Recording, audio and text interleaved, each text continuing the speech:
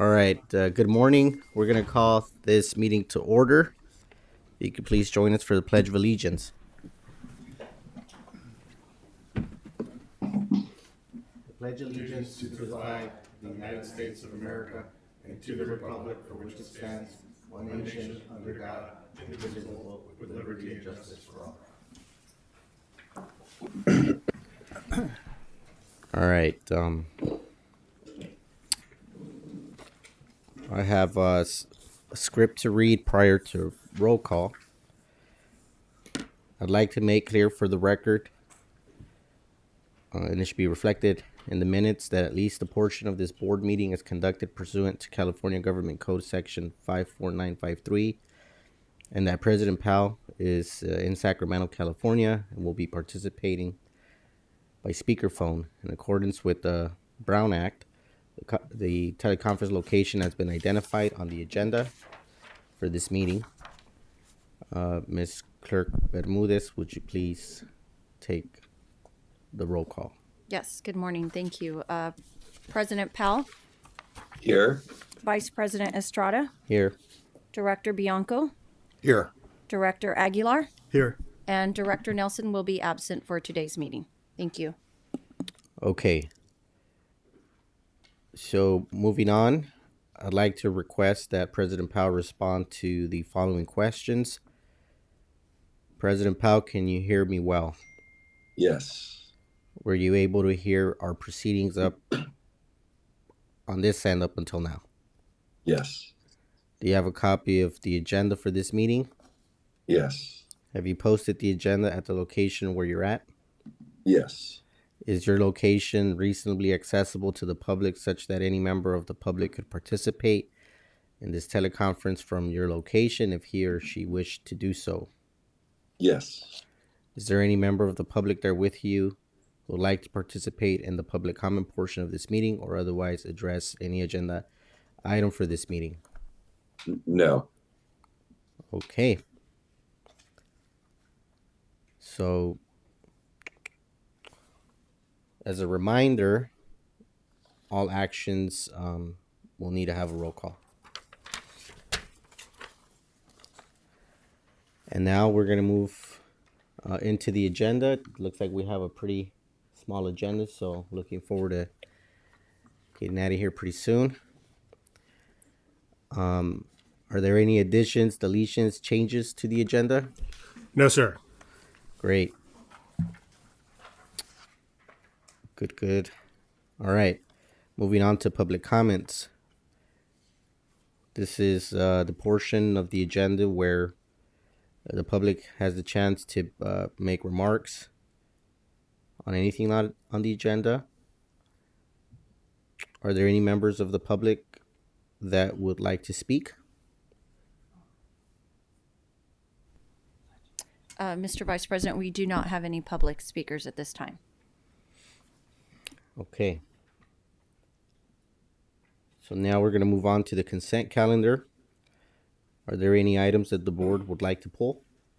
Mr. Vice President, I did mention to Jim yesterday that I wanted to pull the item C, the operations item regarding the security contract for further explanation. Okay, great.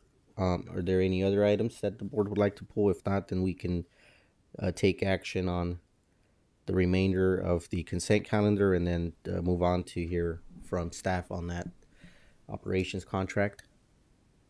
I'll make a motion to approve the remainder of the consent calendar. Second. Okay, there's a motion, there's a second. Can we please have the roll call? Yes, President Powell, Aye. Vice President Estrada, Yes. Director Bianco, Aye. and Director Aguilar. Aye. Thank you. Passes 4-0. Thank you. Now moving on to item C on the consent calendar. I see staff here. Welcome. Hi. Dan Charlton, Assistant General Manager.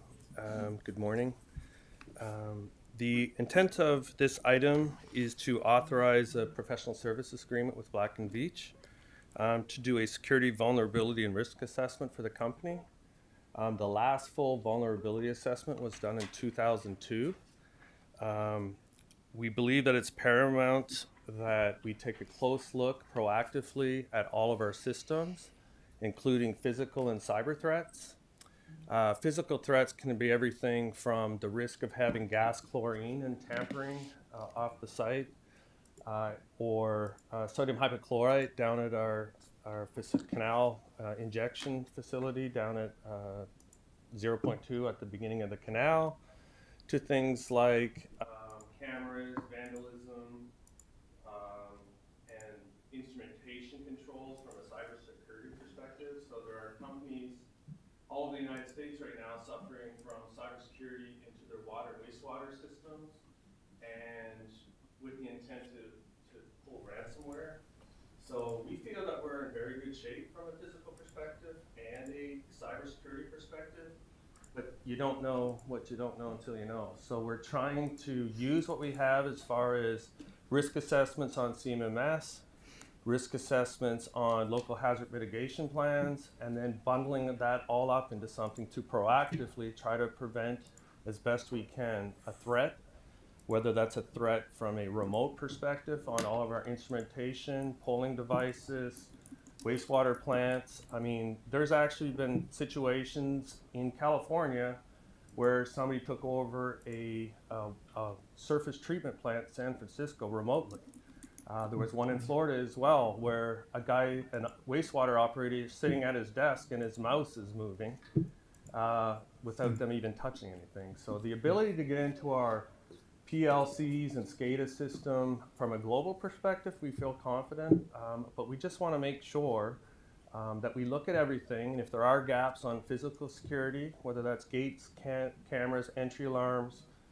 I mean, we have arm guards at the sodium hypochlorite. So from that perspective and or the cybersecurity perspective. So I think it's long overdue since it's been 20 years, and I do believe that there's a huge value to the $200,000 to Black & Veatch. We looked at 9 different proposals. We selected 2 to do interviews, and it was very obvious that Black & Veatch stood out. They stood out because they've done so much work for us. They were involved in the risk assessment and criticality and consequence of failure on the asset management. They also logged all of our assets, so they have a firm grasp of all 6 enterprise funds and what we have, and we think it's prudent that we award the contract to Black & Veatch. The $200,000 is in our budget, so there's no negative fiscal impact or no adverse impact. And with that, And so, and this will take a year to get this done? yeah, give or take. As we move forward and we have the workshops with the various divisions, specifically Luis's group, our instrumentation team that manage all the radio polling, the SCADA, and a lot of the PLCs, we'll know exactly how long it'll take, but in the proposal, they estimated 12 months. 1 year. Okay. Thanks, Dan. Do you have anything to contribute, Luis? Good morning. Just real quick, that we've never done a comprehensive gap analysis like this for both the physical and the cybersecurity. We obviously do our own analysis, but we've never actually had a third party actually look into how we do it and potentially exploit those gaps that we may have. Just want to second what Dan said, that there's so many other agencies dealing with these issues. We have so many endpoints, meaning devices throughout the field.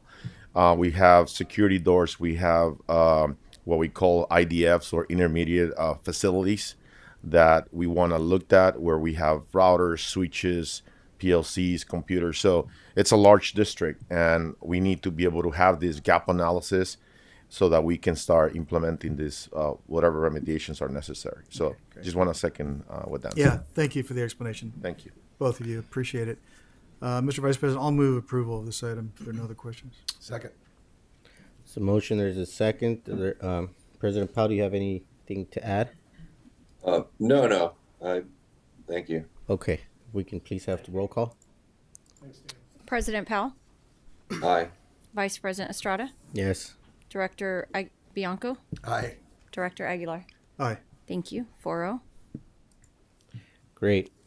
That moves us on now to action items and the rest of the agenda.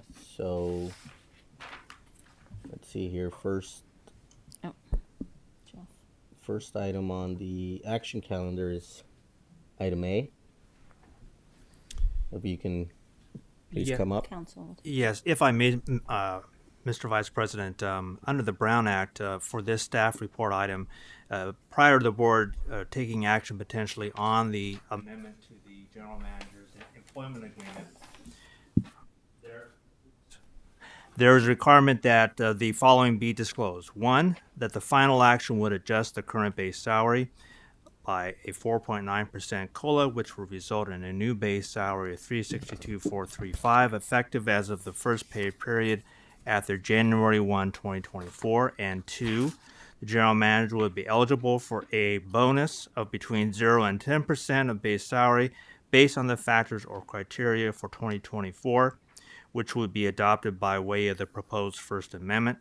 The only purposes of this First Amendment are to provide for the COLA to compensation and to set forth as Exhibit A to the First Amendment the factors which will be considered for a potential bonus for 2024. This item has been discussed in terms of a work performance evaluation in closed session, as well as the consideration in open session today at a regular meeting of this proposed First Amendment. So the matter is now before the board.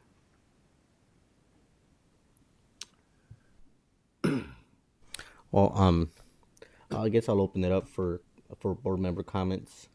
Anybody has any comments? John, you have any comments? John Powell?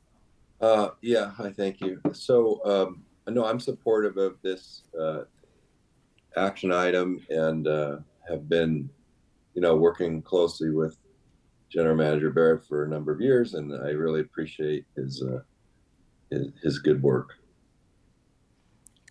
Great, thank you.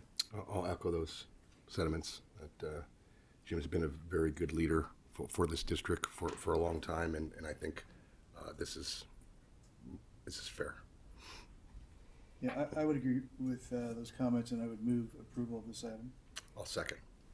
Great. There's a motion, a second. Before we take roll call, just want to say that I also feel the same way. Been working with Jim since I've been here, and I think he's a great general manager. So with that, can we have the roll call? Yes, President Powell, Aye. Vice President Estrada, Yes. Director Bianco, Aye. and Director Aguilar. Aye. Thank you. Passes 4-0. Thank you, gentlemen, and I appreciate all the efforts on behalf of the staff for the district and for me. Great. Yes. We're going to move on now to engineering item B. This is an item that I think we have a staff report from someone in engineering. Good morning, President Powell and members of the board. Greg Papazian, Emergency Response Administrator with the HR Safety Division. The item before you today is a resolution to formally adopt the district's 2024 Local Hazard Mitigation Plan. CVWD developed a hazard mitigation plan to reduce risk to the district assets that are vital for continuity of operations following natural hazard events.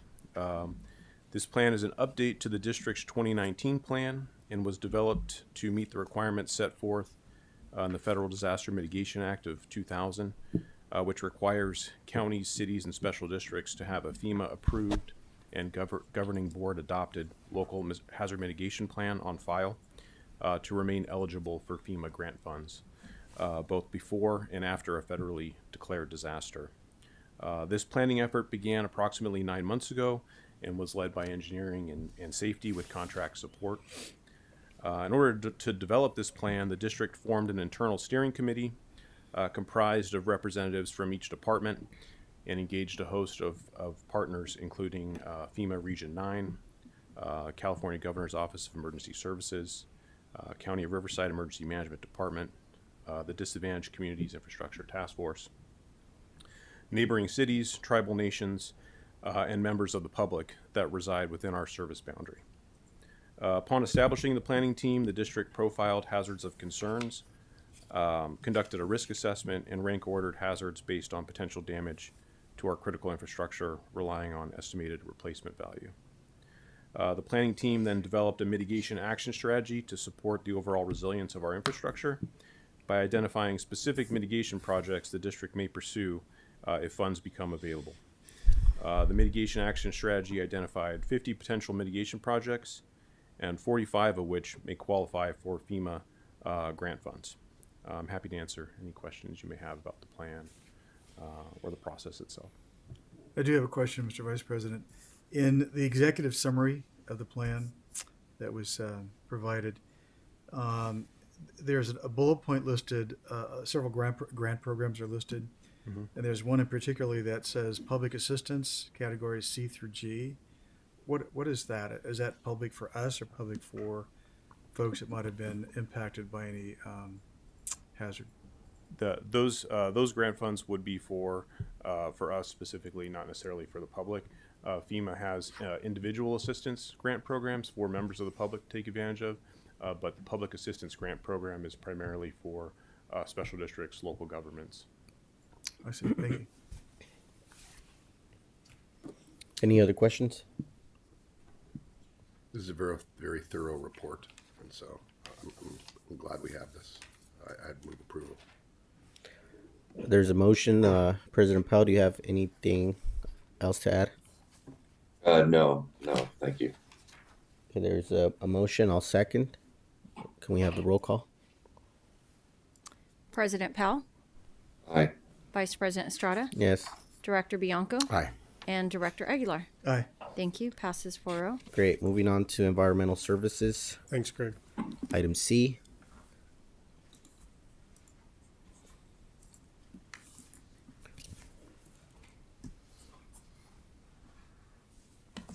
Morning, William. Good morning, Good morning. members of the board, Mr. President. My name for the record is William Patterson, Environmental Supervisor for the Environmental Services Department. Today, we're requesting the board authorize the general manager to execute a professional service agreement with SWCA for the preparation of a comprehensive compensatory mitigation guidance plan in the amount of $125,787 and authorize a 15% contingency for a total funding amount of $144,655.05.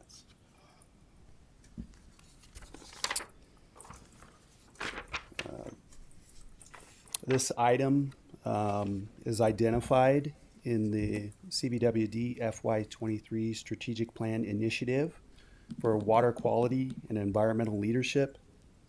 The strategic plan initiative will improve project deliverables for state, federal permit application packages to support CBWD's capital improvement programs. Let's see. I'm going to go ahead and go into the project description, which was in the RFP for the proposals. CBWD sought proposals from professional consultants for the development of a written guidance document outlining various projects available to CBWD as compensatory mitigation. Ideally, the document will satisfy the requirements of CWA permits, including the California Department of Fish and Wildlife, 1602 Lake and Streambed Alteration Agreement, U.S. Army Corps of Engineers Section 404 permit, and the Regional Water Quality Control Board Section 401 Water Quality Certification / Port of Cologne Waste Discharge Requirements. In concept, the comprehensive compensatory mitigation guidance plan will contain various applicable mitigation approaches scalable to a variety of permitting requirement scenarios, providing flexibility and ability to cover a range of project impacts. The compensatory mitigation project should be flexible and identified by their jurisdictional applicability in CDFW aquatic resources, waters of the U.S., and waters of the state, and include any jurisdictional crossover and limitations. The plan is intended to serve as a compendium of options available to CBWD and will build upon CBWD's land ownership, current planned compensatory mitigation projects by both CBWD and others in the watershed, CBWD's current commitments in the Coachella Valley Multiple Species Habitat Conservation Plan, and other pre-existing conditions that will facilitate streamlined project development process. CBWD intends to have the draft plan reviewed and commented on by regulatory agencies in a focused outreach and planning effort to develop partnerships, obtain valuable written project feedback, improve permitting correspondence and response times, and streamline future project permit approvals. CBWD anticipates the participation and involvement from the regulatory agencies will be a key component in approval of the plan that will be adopted by CBWD via board resolution and utilized by CBWD in permit applications and ultimately accepted by regulatory agencies. So that's all. With that, I'll take any questions. So what William. does that mean in layman's terms? What does that mean? We want to streamline our permit process. We want to narrow it down to items that have already been vetted and, collaborate amongst the 3 different regulatory agencies to produce one streamlined process and develop, cost-effective and streamlined permits to deliver capital improvement projects. So I guess my question was if we were confident that it would streamline the process, and if these mitigation or conditions weren't too project specific to where this would just be too general of an approach that would mean nothing. I think if you're bringing it, it's because you hopefully answered that question already, that it is going to hold some value. I guess if you could help me understand, one is if there's other plants like this in other water districts that are using similar plants, and you've seen that it streamlines the process, or what? I think I heard you say that you're going to get some general comments from these permitting agencies, guess to get some buy-in. But then not too long ago, we had some issues, I think, with the replenishment facility there, where I think we were stuck on that permit for a while. You still are. And I think some of the comments were there isn't credits left, or we had an approach one time and now they don't want it. And so very quickly, if you could just kind of answer all that. Yeah, you're right that this is the result of, say, the last 5 years or so experiencing some of the permitting challenges that we've had across some of these large-scale projects. There's been a lot of regulatory changes. There's been a lot of staff changes at the regulatory agencies that have really affected our ability to have certainty in how projects are evaluated and how they are permitted. And really, this is an effort to try to bring everybody to the table and be on the same page with, the habitats in our region, the facilities, the mission of CBWD, and how to put projects together in a win-win situation. So, to answer your question about what I expect to happen, I expect there to be a lot of insight into each of the agencies' perspectives. Local, state, and regional perspectives on how these projects are evaluated and then how they're permitted.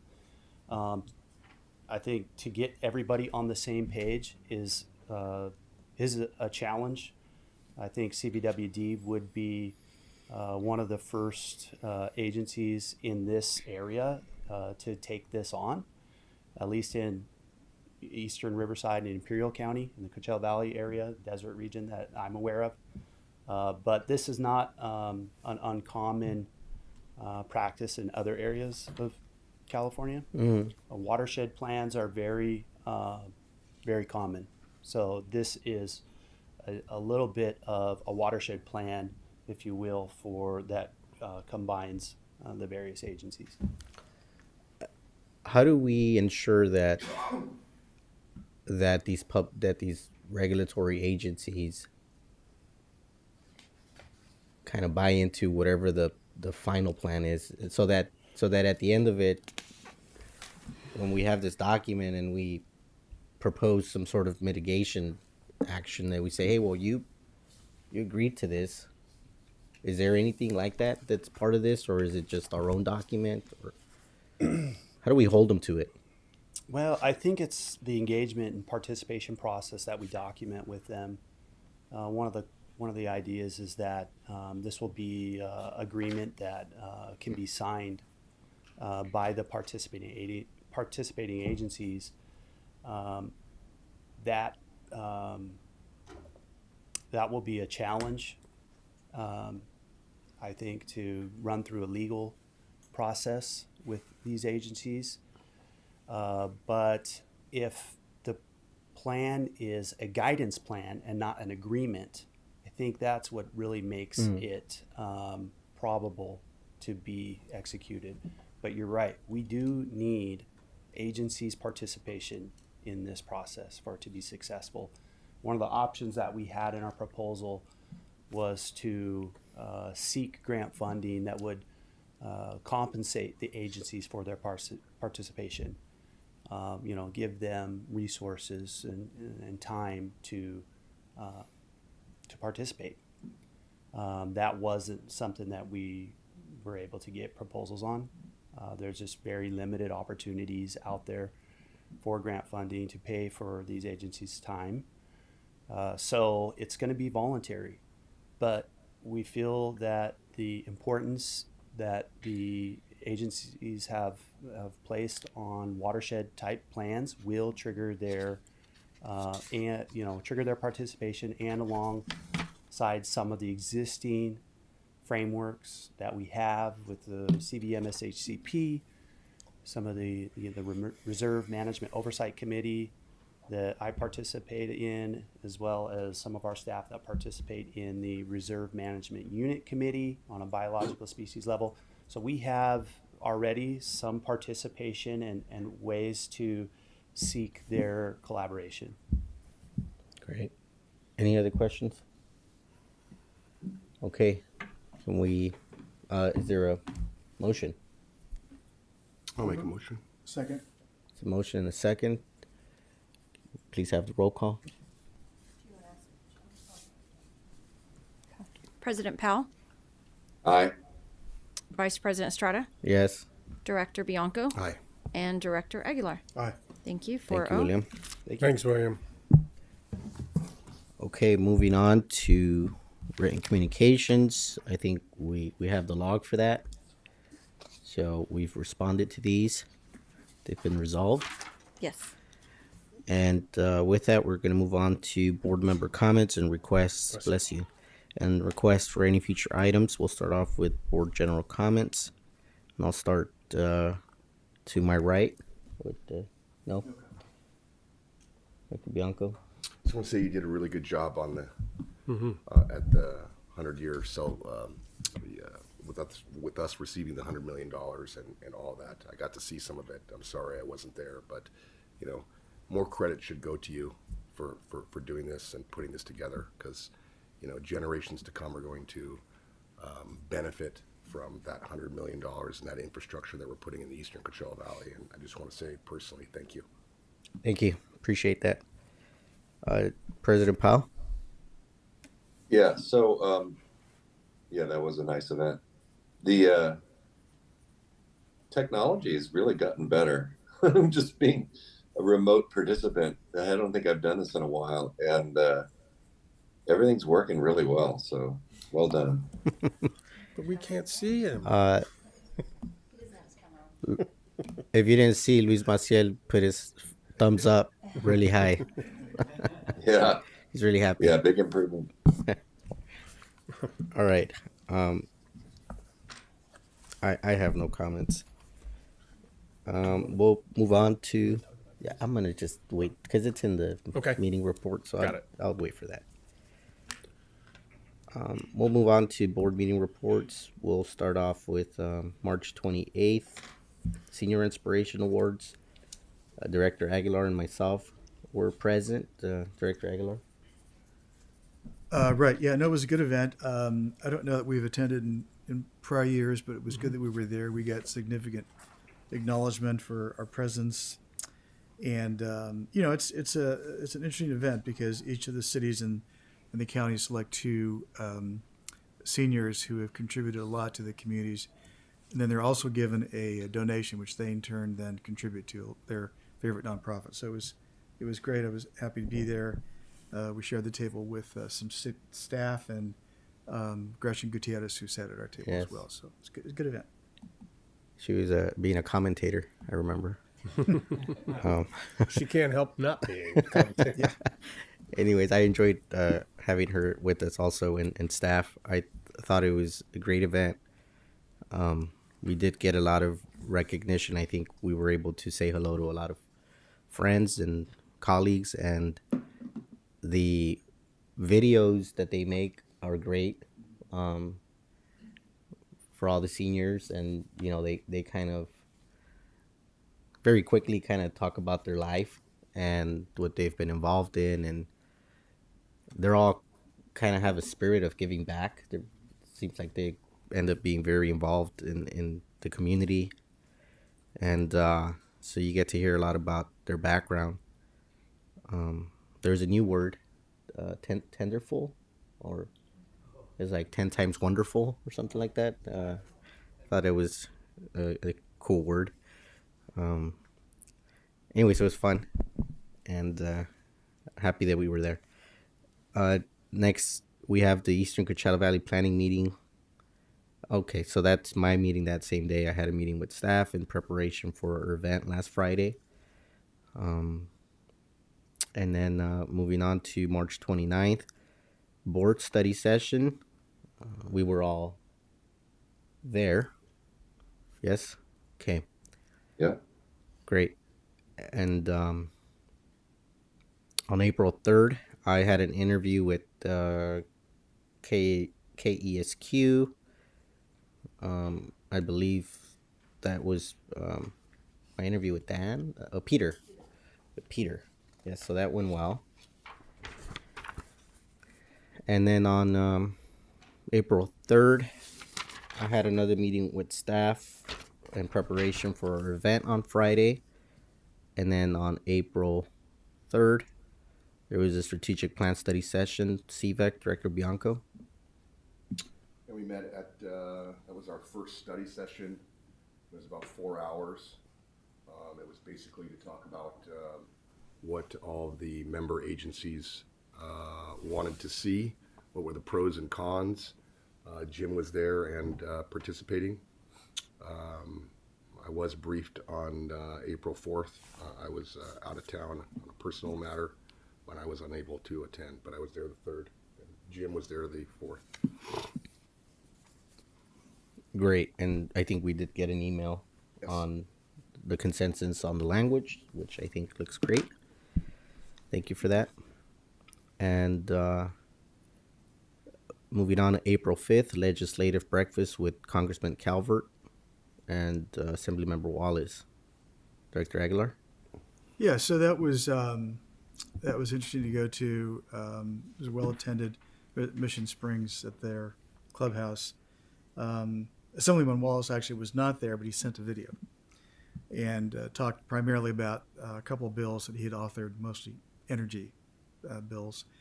But Congressman Calvert was there, and he answered some questions that were actually prepared by the chamber of members. So he wouldn't take any questions from the floor, which was I thought was kind of interesting. But he was talking about the mess in Washington and how difficult it was to get business done and everything we already know. But it's kind of interesting hearing his personal perspective.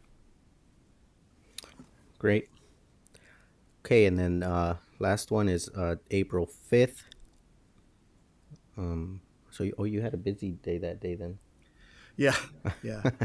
But they were both great. Yeah, I mean, the community celebration was awesome. I was really pleased to be there. It was a chance. First of all, you did a great job. Staff, Victoria and Scott and the staff did a really tremendous job in organizing and handling various items that took place during the presentation. But it was great to have all the senior legislators there. They all were extremely complimentary about you, particularly in the work that you and this board and the community has done together. And it was a great event. Thank you. Yeah, I I thought it was a nice event. I know I worked with staff for the past several months, first trying to, I think we were trying to put it on for March. Then it got moved to April. But we had been talking about it for a while, I think even since end of last year. And so I know that there was a lot of preparation for it. I think it is worthy of celebrating. It's a huge milestone. I think over the years we've been able to put ourselves on the map at the state level. I think that staff has done a wonderful job working with the state and a bunch of other folks. There was back when they were trying to figure out how to create more funding for these types of projects, what essentially became SB 200. We received calls from some of the community partners that, like Community Water Systems Alliance, Community Water Center. There's a lot of these types of folks that are very active in the Central Valley, and they kind of push for the same type of stuff, which is trying to address the lack of access to water in their communities. And so they were very strong supporters of these types of bills and these types of funding kind of being available at the state level. And I remember they called and they said, hey, you know, we want you and the Coachella Valley Water District and the assembly member at that time was the chair of the Water Parks and Wildlife Committee, and they wanted us to become more involved in that whole conversation, which at one time was going to be like what they were calling a tax on the water meters. And then anyways, that bill died like 3 times until they finally found a way to find the budget. But at that time, you know, the whole conversation was centered around the Central Valley, the San Joaquin area, and no one was really talking much about our issues that we have here. And so I think we kind of started a little campaign about, you know, just making sure that as these conversations were being had, that people understood that we have an equally as big of a problem out here that we need to address. And so I think we started interacting with Sacramento. We started becoming more involved as an agency. And I remember that, I think I've shared this story with Victoria, that, you know, at that time, Katie was our director of communications. And she told me she had gone to a conference for Aqua. And at Aqua, they, all the water board staff was there, and they were talking about the program and these projects, and all they would talk about was the Coachella Valley, right? The Coachella Valley, they're doing this, they're doing that, they're doing this. And the Coachella Valley Water District started becoming kind of a model that they could point at as the thing, you know, the program was working. And so she says, yeah, they were talking up there, and a member of the public stands up and says, hey, but what about the San Joaquin Valley? Right? So like the script got switched. And I remember that Katie sent me a text and she said, hey, we you know, the district changed the script. It's about the Coachella Valley now. And so I think that, you know, over the years we've been able to do that. I'm very proud, and I said this at the ceremony. I said that you know, I think the water district is a fantastic water agency. I think we have very capable staff. I think that we're very well respected, and I'm honored to be part of this agency. I'm honored to be able to work with every one of you, from engineering to operations, with the board, with Jim. And I think for me, the celebration on Friday was a big milestone. It was the culmination of a lot of work for a lot of years, and I'm just grateful and extremely proud.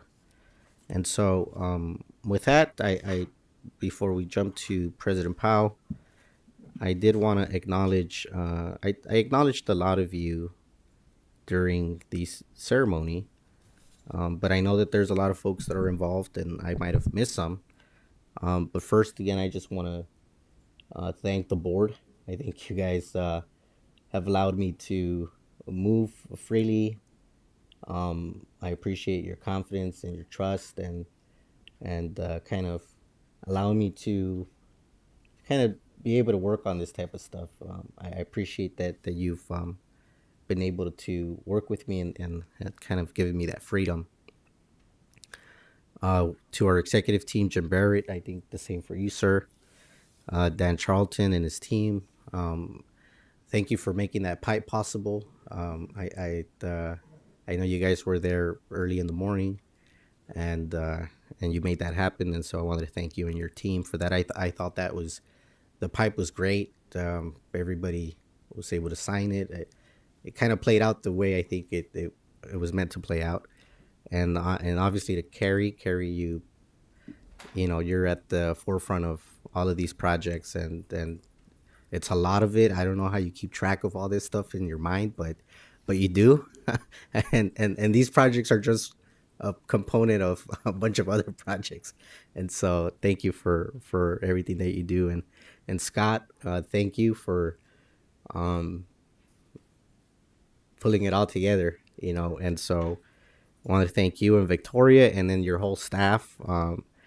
Lorraine, she was a big part of this. Andrea, Elizabeth, I know you were very busy. You, I think, showed up like at 5 a.m. And probably were the last to leave. And Jamie, also thank you very much. And Denise Figueroa, Cynthia, I think you did great there with the pictures. Very great pictures. And Jesse, and Paula. And there was other folks there. Adriana also was there. She was helping out. Raimundo and Matt. And then I saw Laura. I should have gave Laura like the biggest shout out. I know that she handles all the grants, and oh my God, that must be a nightmare with all the reporting and the tracking. And so I think she deserves big kudos because she's managing over $100 million of grants. That's a lot. So thank you, Laura, for that. And obviously, Sabrina, you were there. Thank you for taking on the projects. Armando, obviously, and Mario. So again, I wanted to thank you, all of you. I told Jim I'm not gonna have a request for maybe like 6 months, and then I'll get back to it. So this is a good thing. I think we got a lot of recognition across the state. I received a lot of positive feedback about the agency, and I think you all need to be very proud of what you're doing. You're really changing people's lives, and I think people appreciate it. And so with that, I'm going to pass it on to President Powell. Okay. Yeah, thanks. So you've had my full support since the beginning, and I think probably my greatest contribution has just been getting out of the way and letting you do your thing. And it's been fun to watch, honestly. So yeah, promise we'll do another celebration when we get the second 200 million, which hopefully will happen sooner rather than later. But yeah, well done. And I did like that pipe. I think that was really it became kind of a gathering place, and for everyone to put their, sort of permanently put their own words down and their names, and I thought it was really something I never would have thought to do that. That was really clever, and it really kind of brought people together. I really enjoyed that. That's all. Thank you. Okay, is there any other meetings that any of the board would like to report on? Okay, seeing none. Is there approval of the per diem? I'll make a motion to approve. There's a motion. There's a second. Can we have? President Powell, Aye. Vice President Estrada, Yes. Director Bianco, Aye. and Director Aguilar. Yes. Thank you, 4-0. Okay, moving on to reports. First up is our general manager. Yes, sir. Thank you. Similar words to the same kind of song. I want to thank the board for all of their support. And clearly, we wouldn't be as successful and responsive as a district if it weren't for the professional and dedicated efforts of the staff that we've got here. I think we're all very, very fortunate to have each and every one of you here. As Costello and the rest of the board has said, what we're able to accomplish means a lot to the community here that we're here to support. but we'd be nothing without your efforts. So I want to thank you all very much. And not just for this last weekend, for all the things that you do on a regular basis. Sometimes it gets recognized and sometimes it doesn't. But thank you. That's it, sir. Good. Moving on to council. Yes, thank you, Mr. Vice President. Just wanted to mention briefly an Attorney General's opinion that came out in February, and it deals with the issue of what legislative bodies are subject to the Brown Act. Now, we all know what boards of directors are, committees, commissions, but it also applies to any other multi-member body, a private corporation, a limited liability company, or other entity that is created by the elected legislative body and or receives funds from the local agency. In this particular AG's opinion, there was a San Bernardino County group put together to lobby on behalf of school districts within the county. It was set up by an executive committee of the county superintendent of schools, and they had board members from various school boards that participated in it. The issue was this a body created by any legislative body? The answer was no. It was created by the staff at the county, but board members participated. The Attorney General's opinion said, well, even though it's not created by a legislative body, it has members that are from legislative bodies, and it receives funds from other school districts and board members, from other school districts. So therefore, it is subject to the Brown Act. The League of California Cities and the County Seats Act, which is the county group for the state, said, well, wait a minute. This has to be, in order to be subject to the Brown Act, it has to be birthed by, as they said, a local agency of elected members of a public body. In this case, it wasn't created by any of those. It was created by staff. And even though there were board members sent to it, it was not created by a local agency. So that counterpoint has been sent to the Attorney General's office. I'm not sure that's going to change their opinion. But just wanted you to keep that in mind, that when government funds or public funds flow to an entity that is even created by staff, we need to be careful, because if there's either public funds and or legislative or members of other legislative bodies that attend it, there's a risk or a requirement that is likely to be subject to the Brown Act. So just something to keep in mind, and that's all I have, Mr. Vice President.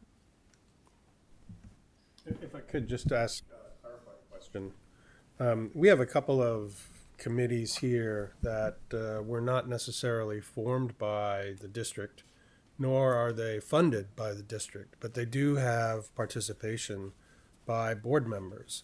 How would that fall under this? Would those committees be subject to the Brown Act? Right. So not necessarily. It would have to do with whether or not there was a quorum of this board that attended, or if it was something formally set up by this agency and another one, and then they formally sent members to. That would be subject to the Brown Act. That was the distinction that was being made in this case. Okay, got it. Great. Thank you. Moving on to other departments. I think we have one. Scott Burrett out of Communication Conservation. Good morning, members of the board. Scott Burrett, Director of the Service and Communication Department. I just wanted to announce a couple staff transitions in the department. One is Matt Grigsby is the new management analyst. Matt's with us today. He takes Adam McWay's place, who was promoted last year to the conservation manager. Matt's been with the Service and Communication Department for a couple of years now in both water management, and he started off in customer service. So you'll see him making future board presentations. And the second one is less happy news. And today is Victoria Lort's last day with the district. Victoria, as you all know, you've worked with her over the last couple of years. She's been with the district for about 2.5 years, and she's the consummate professional, extremely diplomatic. She's done an excellent job representing the district locally and in Sacramento and Washington, D.C. So I wish Victoria all the best in going forward. So I just wanted to make those announcements. Thank you. Great.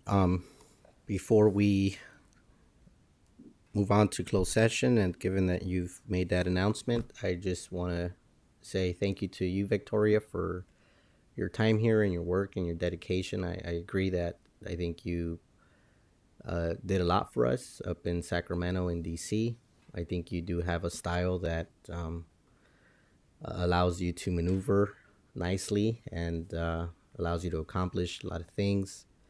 And your involvement, not just with the district, but with a lot of other groups here locally, like the chamber. And I think it's not something that you've are doing just recently. You've been doing it for a while. And so I think you have a good network of colleagues that I think are all involved and can play a role in the collective good of our community. And so I think that's a huge asset.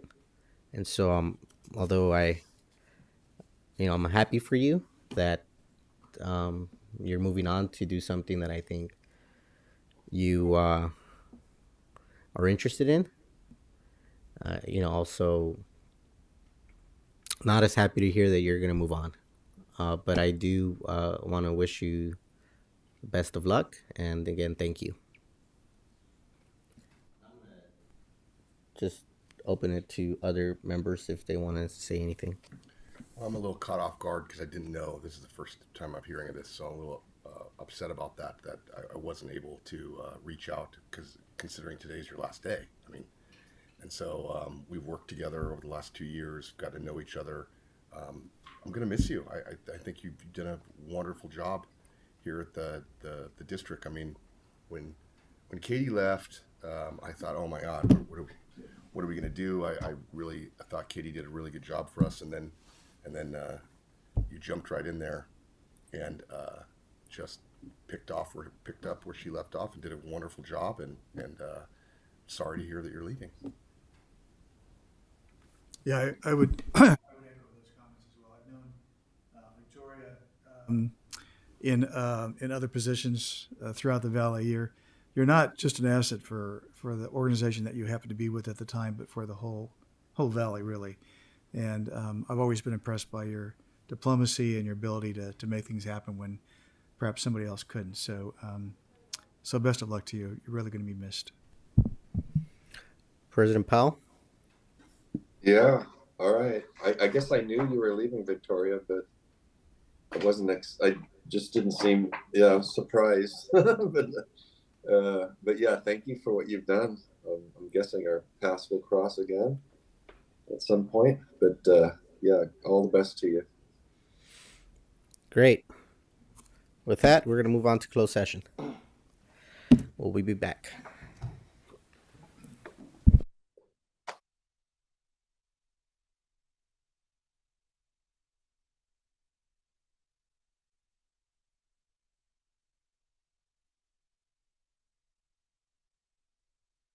Okay, we are back from closed session, and there are no reportable items. No reportable action on any of the closed sessions. Perfect. And so with that, we are adjourning our meeting. Thank you. Jim, what is the special